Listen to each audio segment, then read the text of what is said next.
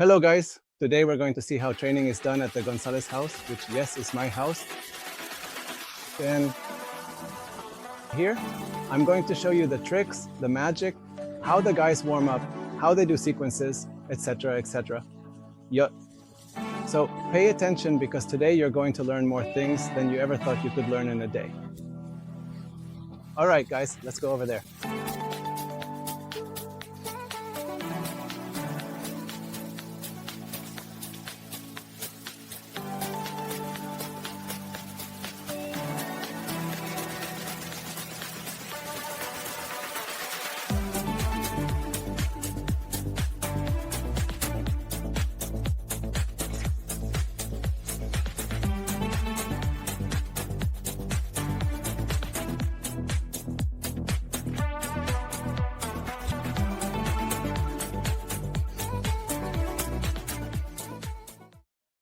All right, guys, the first stage is warming up. Here, the guys are arriving, some of them, not everyone has arrived yet.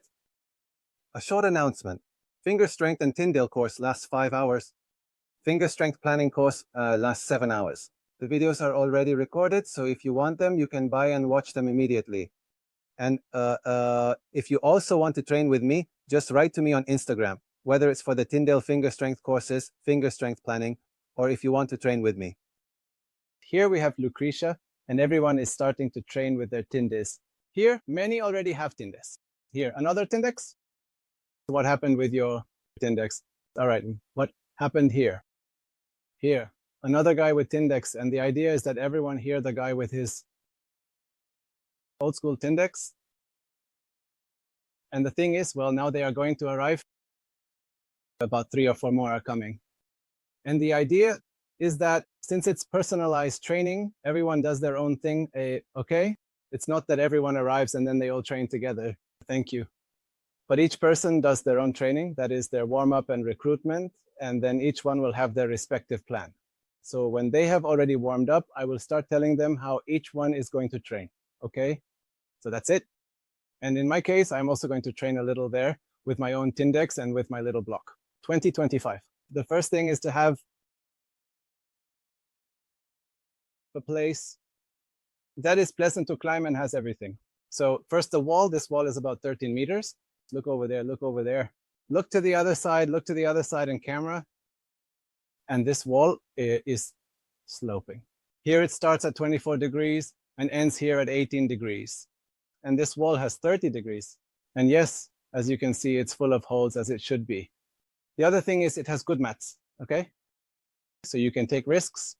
If you fall well, nothing will happen to you. You won't sprain anything, nothing will happen. You can take risks, and that's important. So good mats, good lighting, especially when it gets dark or when it's very early. And places to sit. Because when you train, you climb, I don't know, out of hours of which you climb for 20 minutes and the rest are breaks. Music, because there's nothing better than climbing with music as long as it's on an artificial wall. Don't bring music to the rock. Don't be indecent. Music is only for this type of place, not for the rock and our warm-up and strength training section where, well, here almost everyone is using their blocks. With their Tindeqs, there are a few boards that have almost disappeared to be mastered. Here, here, here, and here. All the guys are already, thank you, warming up. And once you've warmed up, you need to start training on the wall itself, which I will tell you about soon. Here the guys are using the Tindeqs. They're measuring how they warm up there. And almost everyone, not almost everyone, but those who have the Tindeqs there, measure their respective piccolo. Here the same, the respective Tindeqs. Here comes Maka, thank you. Hi Maka, how are you? And here, obviously, the warm-up applies to everyone. Here, we're doing a bit of shoulders, okay?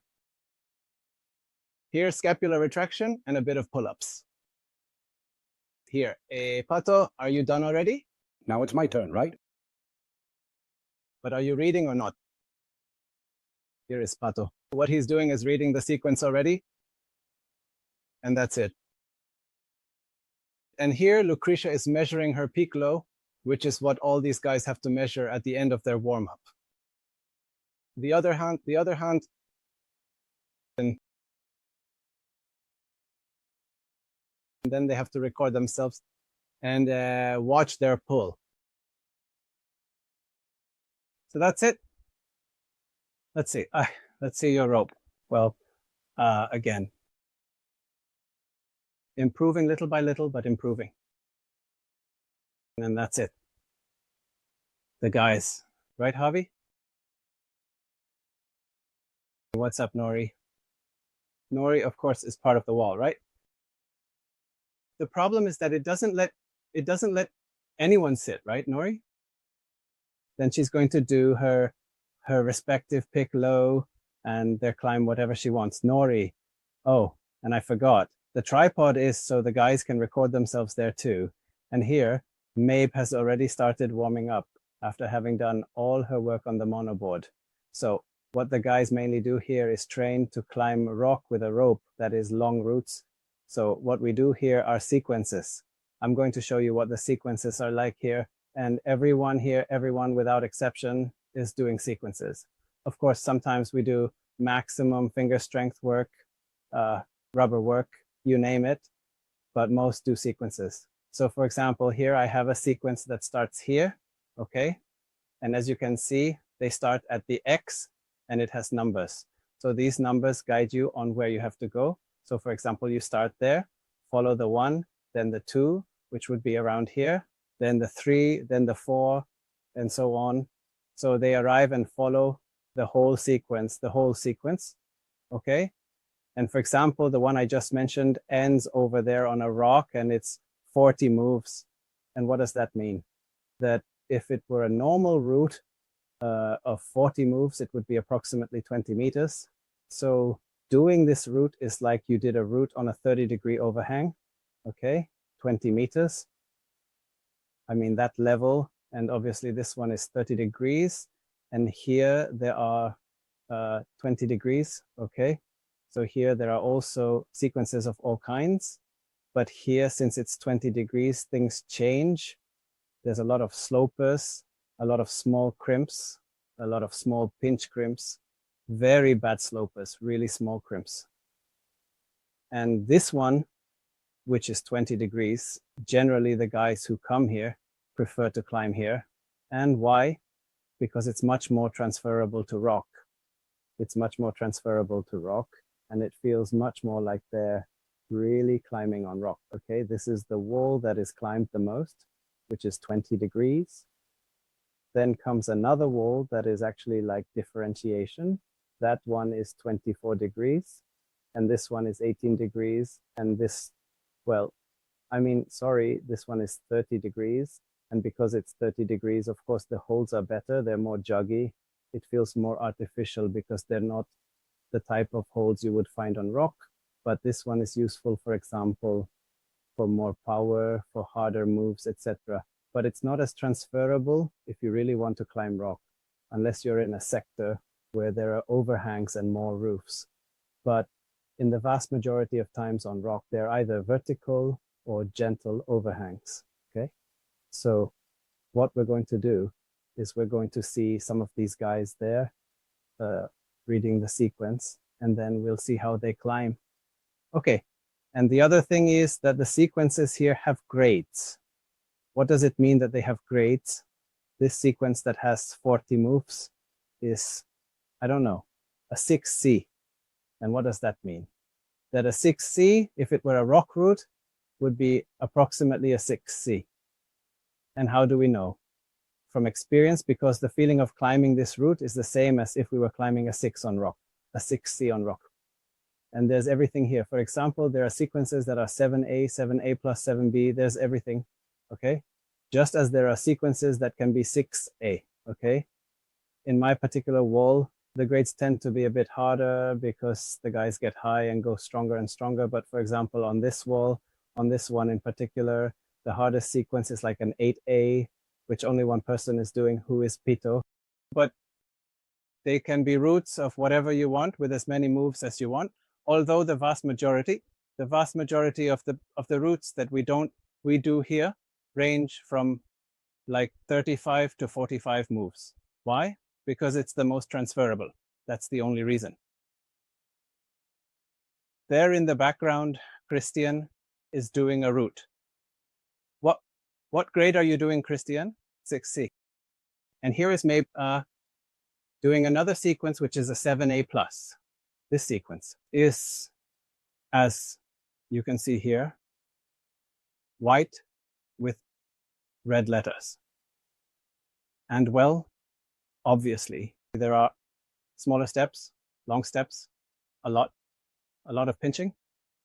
And this white with red has 40 moves, okay? And the one Christian is doing, I think, also has 40, and that's it. So here, the idea is that you start from the first, move to the last move without falling. In our case, in the case here of this wall, the feet are free. Why? Because it's very difficult to do sequences with unlimited feet. But we do limit some feet. For example, you can't step on holds, big giant ones, you can't step on them, or slopers or whatever. Yeah, only the smallest holes in the world.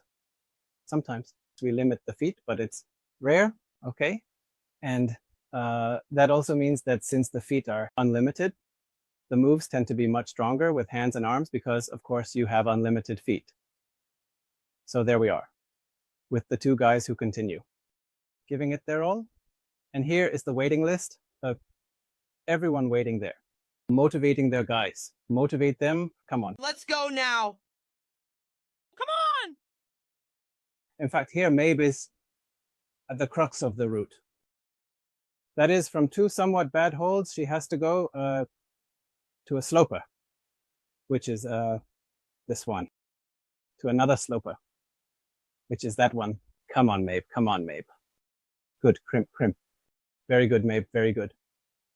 Very good. And that's it, guys. Let's see more examples and all that.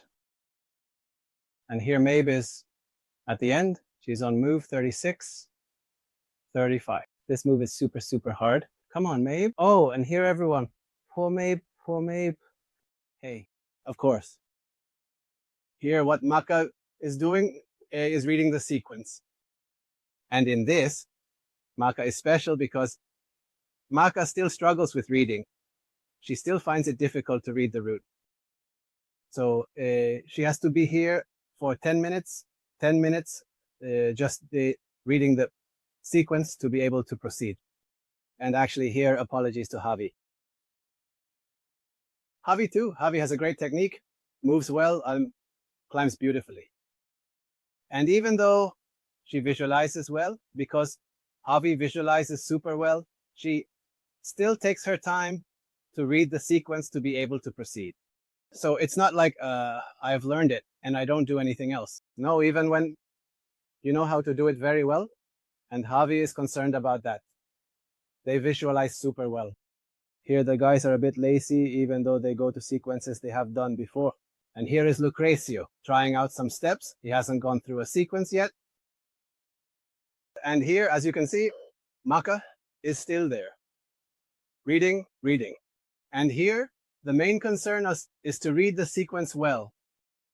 Here we don't work on strength. We work on technique, gesture, the strength comes with it. But what matters is that they have to primarily work on their visualization, their technique, their gesture, etc. But mainly to learn the sequence, not to make mistakes and such. And here the guys are also reading the sequences, which is what matters.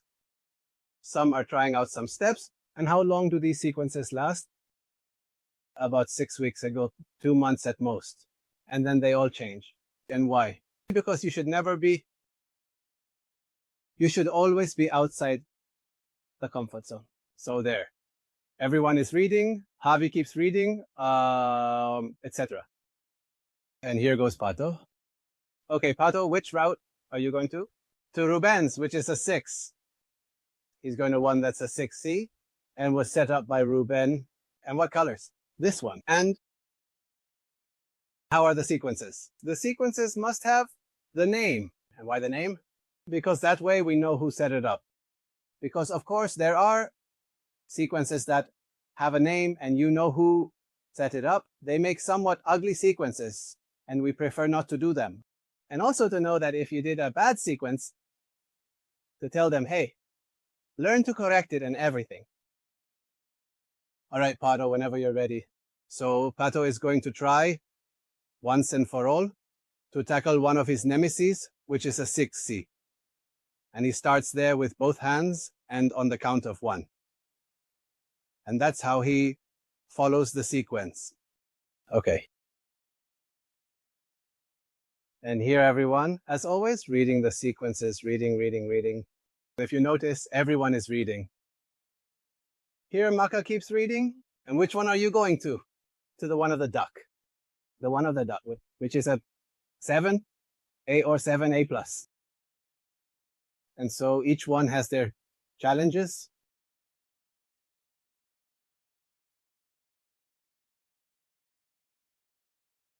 And there goes Pato finishing. Let's see if he links it. Come on, Pato. Good job, man. Very well done. Good job, Pato. Good. And here everyone is congratulating. And here Al goes, which sequence are you going to? One of Victor's, a 7B+. A 7B+. One of those two black ones. This one has been tried by these guys before. It has very, very tough moves. And here, once again, everyone is doing their own thing. Here, Ali is going to try to do a 7B+. And here, the guys keep warming up a little more. And since the wall here, has nothing to do with the wall over there. There's a dividing line. So he can be doing the sequence while the guys in the background are either doing another sequence or climbing. And actually, now that I think about it, Bicho, are you on the sequence already? No, you're warming up. And as you can see, Maka is still visualizing the route. Why? Because it's hard and the mom hiding is there.